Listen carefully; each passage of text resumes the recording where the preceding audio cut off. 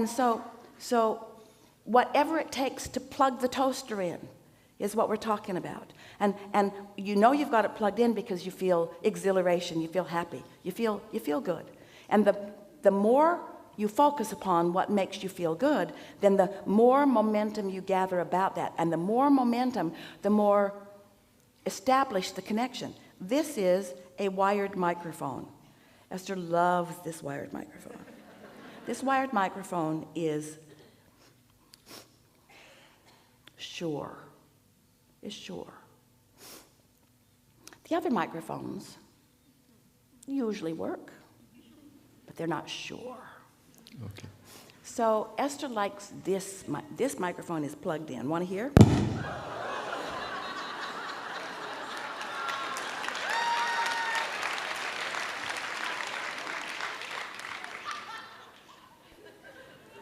Plugged in. This microphone is plugged in.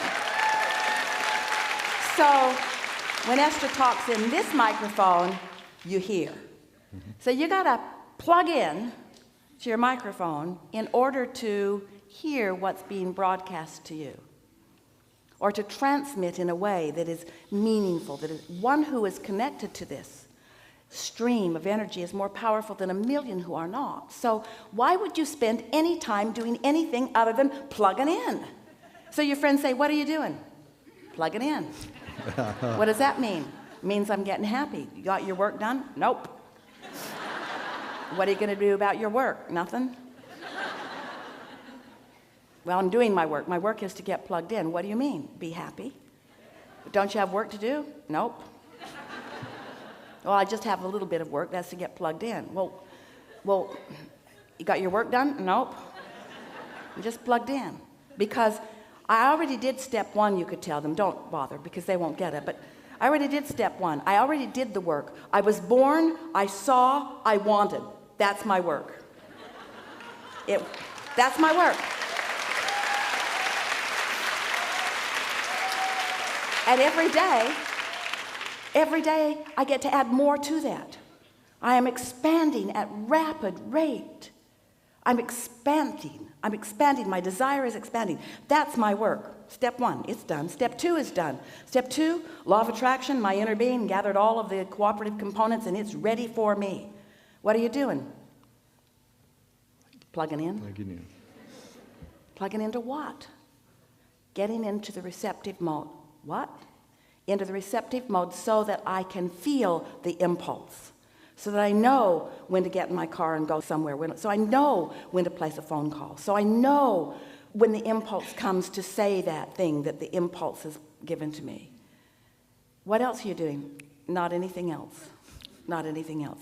Waiting for the impulse. Now, your employers may not appreciate our encouragement to you, but it is our promise to you that if you accept that you have put things in your vortex and that they are big and beautiful and ready for you, and that the more playful you are and the more happy you are and the more in love you are and the more easy you are and the more free-feeling you are and the more happy you are, the more often you will be plugged in, and then you will feel the momentum increase until there will be an energy around you that just attracts to you, not just occasionally and not just at the end of the trail, but all the way along, impulses and guidances to rendezvous with things that surprise and delight you all the way along. And yes, the manifestation will come too. And when it does, you'll say, oh, hello, I recognize you. I've been finding pieces of you all along my trail, and I'm so happy to see you. What now? Okay. And as you jump in to the realization and the eating up of this new manifestation, you know what? You're back in step one again, because there's going to be new contrasts there that's going to put more into the vortex. So you're not ever going to get it done, and you cannot ever get it wrong. But you can hold yourself. We won't do it again. It's upsetting to those with headphones on. Okay. Can I ask you just another clarification? So I was thinking in the past days about some desires which I had some years ago, which then were very, very, very important. And I mean, Don't get them out and dust them off. Don't get them out and dust them off. So, because I wanted to, yes, that is very relevant, but I wanted also to understand whether I killed them with too many objections or I outgrew them with subsequent subsequent desires. More the second. You've more outgrown them. In fact, in every case, we would say you have outgrown your past. Okay. Do you know? I want to tell you something really important. Your inner being never looks back. And when humans do, you're usually justifying where you're standing. That's usually the reason for looking back. But your inner being doesn't look back. Your inner being knows where you are in relationship to everything you want and is looking forward. And so when you're in sync with your inner being, those are the impulses that you feel. Step 1, step 2, step 3. You know what step 4 is? Being really good at step 3. Odd that we would give it its own whole step. But the reason that step 4 is such a good step, even though it's exactly like step 3, it's just better at it, is because it's the consistency that is necessary before the thought can really get enough momentum going that you get the idea, and that when you get it, you don't kill it with your doubt. Okay. So when you get it, you just revel in it. You think about it, you feel it, you talk about it, but you don't need it to manifest right now.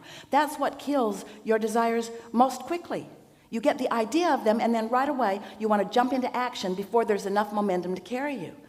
And so when you jump into action before there's enough momentum to carry you, what happens is you have to apply more action, and then you get exhausted because you're trying to compensate for what you didn't do with something that doesn't work anyway.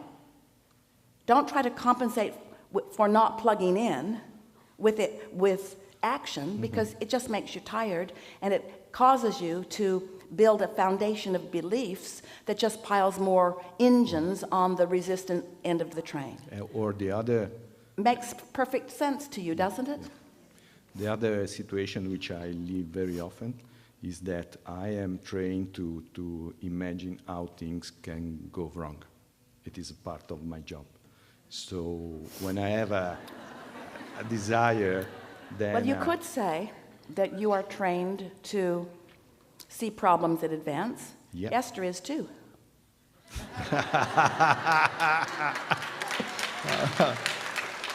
In other words, she's not going to leave you not hearing. Yeah.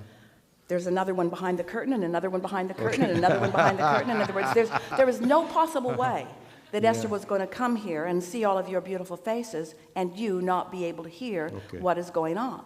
And so, are you looking for problems, or are you on the hunt for solutions? Can you find an answer if there isn't a question?